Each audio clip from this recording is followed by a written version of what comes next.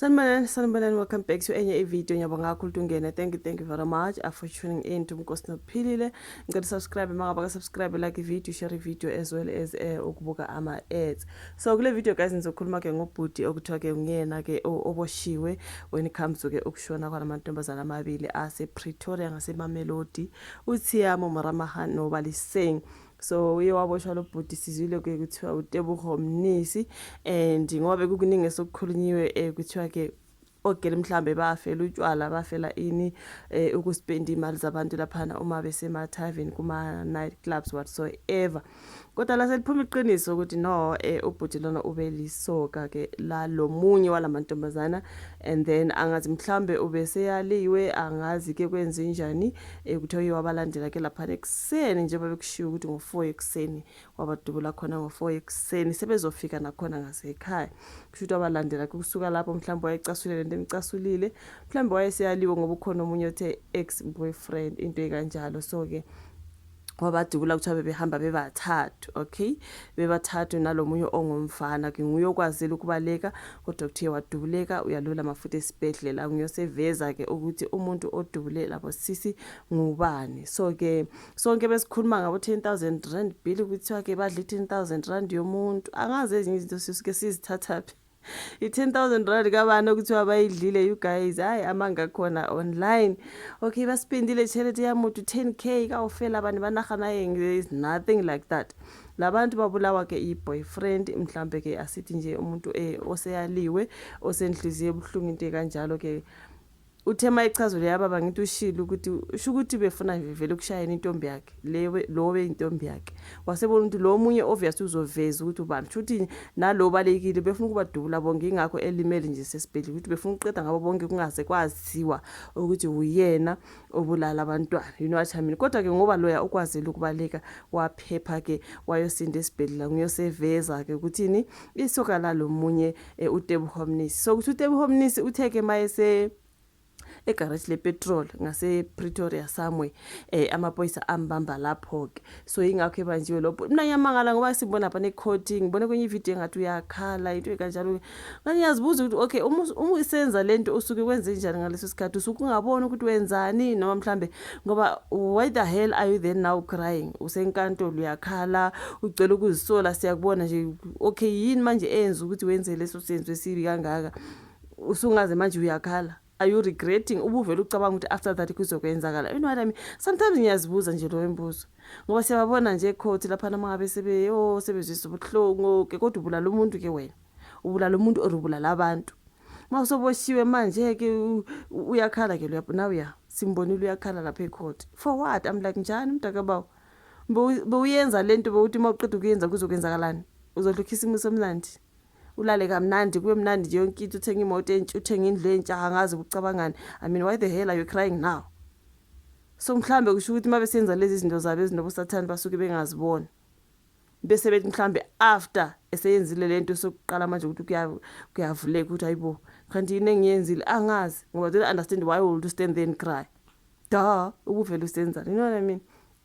Angazi ukuthi ukhisa umuso omnyama ke, kodwa kulobulala intokazi yaseMamelodi njengoba bebhale lapha nephepheni ukuthi uTebogo Mnisi na 38 oboshela amacala okubulala abesifazana ababili eMamelodi East ePitoli. Uye wavele kokuqala lapha enkantolo emantshi yaseMamelodi ngoLesithathu ekseni njengoba simbonile nje enkantolo. Umnisi ubhekane necala lokubulala abazala uThiyamo Maramaga obena 22 noBaliseng Maramaga obena 21 nokuzama ke ukubulala uDesmond Sanongo owayena lezi intokazi ngesikhathi behlaselwa ke nguyena ke uDesmond oseveza ke iqiniso. Usho ukuthi ibhutizi becabanga ukuthi mhlamba akazi ukutholakala ukuthi nguye, kodwa ngoba Desmond uye wasinda wathi uDesmond ngiyamazi mina lo bhuti ngoba sibonile nomama walabantwana ukhona ovezile othe intombazane yami ebiku abusive relationship. So manje ngifuna ukubona lo bhuti oboshiwe ngizokwazi ukuthi nguye yini ngoba yena ngiyamazi. So mangingabona lo muntu oboshiwe ngizakwazi ukuconfirma ukuthi yiyo le abusive boyfriend or noma akusiyo, kodwa kuyacaca ukuthi yiyo ke. Ngoba nje labanye sebethi okay ngathi ukhona umngane othe kule ntombazana amdambe ngoba abusive into ekanjalo, mhlawumbe besedantshiwe. After that ke angazi befuna nengane lo na 38 ingane na 21, you know what I mean. So ayikunzima bafethu. so kodwa kuthiwa yena ukhetha ukusichitha-ke isicelo sakhe sebheyili nokuyinto-ke echaza ukuthi uzogcina laphana esitokisini kuze kube nguJanuary 19 okuyilanga mhlawumbe azovela ngale court. Ayingakho bethu ukhisimusi omnyama-ke imagine nje uspende ukhisimusi nonyaka omusha ejele because you couldn't think ngaleso sikhathi leso nje you couldn't think waliwe nje intombazane nje ucabanga ukuthi it's the end of the world. Can't you move on? Awukwazi ukuthola enye intombi. Ukhona umunye ozwabhala lapha wathi ubhuti omuhle kangaka. You know what I mean? Ubungakwazi ukuthi mayekudampile usisi uthole enye intombazane like simple like ada. So kumele manje wena ubulala umntana omuntu ongazange wena umlethe emhlabeni. You decide to unalive ngoba ucabangana ukuthi mayengabe kuqomile mhlambe then she now belongs to you. Usune right ke manje ukuthi usungambulala. Awukwazi ukuthi umiyeke umuve on yodinga omunye umuntu. Indoda enjengale ingahluleka ukuthola enye intombazane. Hayi suka ubudomo nje uhluleka nje ukucabanga nje ngalesi sikhathi khona manje ku sungaspend impilo. I mean that is double murder, which means you spend impilo yakhe ke manje ejele ena 38 uyephumena ngakho yobekugile. You know what I mean? Ngokuhluleka nje ukucabanga nje ngesikhathi uhluleka nje ukucabanga kahle ukuthi ehlisa umoya Tebogo Mnisi ikwalele intombi yebo kubuhlungu phoza amanzi wehlisa umoya wehlisa iphik into ikanjalo into esimple. But you decide to go and get the gun and then you shoot someone, they die, and then you go to prison for your whole life. Duh, how stupid is that? So angazi ke useyabonakala ke ngoJanuary 19 umphakathi wona waseMamelodi uphume ngobuningi ke kuzokweseka umndeni walaba amantombazana ashonile. Umnisi ubhekana namacala amabili okubulala elokuzama ukubulala lokutholakala nesibhamu esingekho emthethweni. So naleso sibhamu asikho emthethweni. Kuthi awuboshwe lapha ngase garage lika petrol ke ngase that was ngomsombuluko ekseni ngase Mamelodi ePretoria. So hayi indaba zakhe mina for me hayi indaba zakho ke but usuyozibona ngokuhluleka nje ukucabanga. Hayi usuyocabanga kahle mangabe ususejele sokukhona umqondo. Nyambona nje noma lapha enkantolo ukuthi umqondo ukhona ubuya ke manje we kodwa ngase ngenzeni, you know, uhlulekile ukucabanga ngaleso sikhathi nje udanjwe intombazana ucabanga ukuthi oh it's the end of the world. Kushuthi ngcono nje ngimbulale.